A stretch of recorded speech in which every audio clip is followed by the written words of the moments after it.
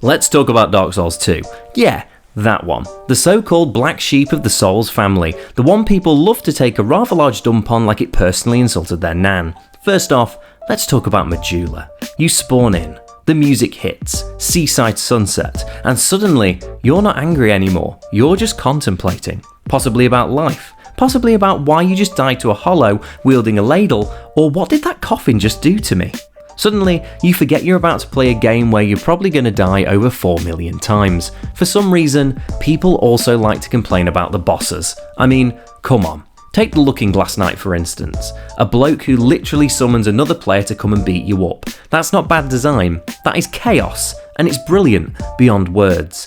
Then you've got the Fume Knight, who turns every fight into a full-on stress test designed to see how tough your controller really is. Too many humanoid bosses, they say. Yeah, and every single one of them will absolutely fold you if they get the chance, and if you get too cocky and try to sneak in an extra hit. But that's the whole point of a Souls game. People act like the interconnectivity of the map is all nonsense, which, to be fair, sometimes it is. The areas don't seem to connect properly. But when you've got areas like Hyde's Tower of Flame, which looks like Atlantis coming back from a lad's holiday to Ibiza, and Drangleic Castle, where the doors only open if you feed them souls like a gothic vending machine, the vibes are all that is needed to do the heavy lifting. And they're doing it well. It doesn't matter about the interconnectivity when the areas look this good. And just before you comment, I haven't forgotten power stancing, dual wielding like a complete and utter maniac, turning your character into a combination of a Beyblade full of poor decisions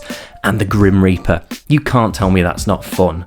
Then you have the bonfire aesthetics, which basically say, you know what, that boss wasn't traumatic enough. Let's do it again, but make it worse. That's not bad design, that is confidence. That's the game looking you dead in the eye and saying, go on then, try it again. But we need to talk about the DLC, because this is where Dark Souls 2 just casually reminds everybody that it can cook. You've got the Crown of the Sunken King, which is basically a massive vertical maze where you spend half your time lost and the other half being bullied by things you didn't even see yet.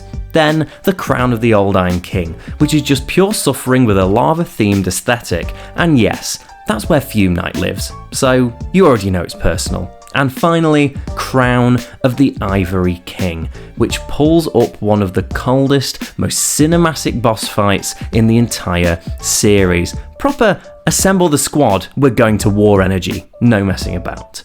The DLCs aren't just good, they're the bit where the game stops experimenting and it starts flexing every single piece of it. Look, Dark Souls 2 isn't perfect.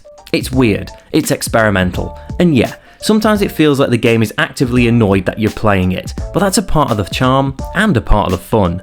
In conclusion, it isn't the worst Souls game. It's just the one that expects you to stop blaming everything else and sort yourself out. Let me know in the comments if you genuinely like DS2, or if not, why not?